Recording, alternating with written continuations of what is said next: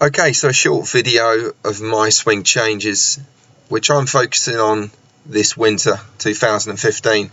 I've made a couple of changes over the last 18 months or so, one of those being to make my grip considerably stronger in my left hand. But a major swing fault of mine, and it's been from what I was taught when I was a young boy when I first came into the game. I was told to slide my hips, post up against my left leg, drive my weight forwards onto my front leg, and now that's caused a massive, in previous years, not so much now because of the change that I'm going to describe and show you here, but it has caused my swing path to swing out to the right. So when I get my swing path 4 degrees into out and more, that's when I start to hit the ball right, and mainly right to left, and can often end up with a hook with a longer club. So let's have a quick look. So just a couple of swings. This was taken about sort of 3 weeks ago. This was taken recently this week. So I'm working on the squat move. I'm working on good rotation of my lower body.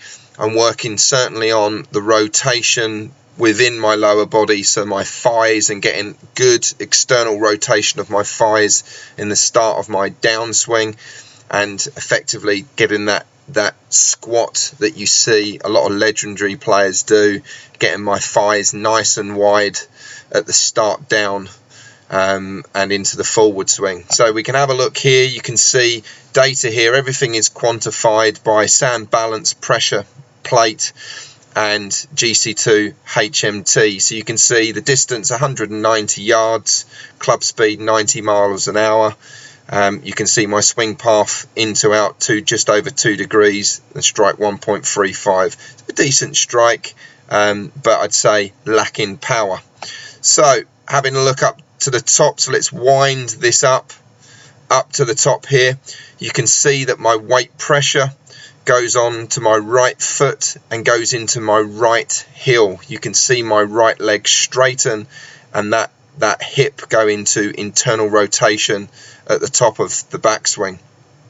You can see then as I start down, the pressure shift to the front leg and a slight slide of my lower body, but my right thigh then drifts inwards and my knees stay quite close together. So it's a sliding action, then getting my right elbow trapped behind me, pushing my swing path out to the right, making me roll my hands to close the club face very quickly, which can end up in the hook.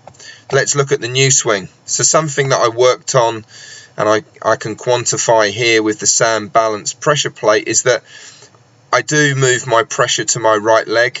I do straighten my right leg and turn my right hip internally, but what I get is the feeling that I'm holding my pressure on the ball of my right foot, even though my right leg is straightening. So that pressure, as you can see, is quantified by I'm just holding that yellow dot there on the right foot. So that's going to allow me then to hold the pressure over the right foot, to turn that right knee out and hold that right thigh in external rotation as I start down.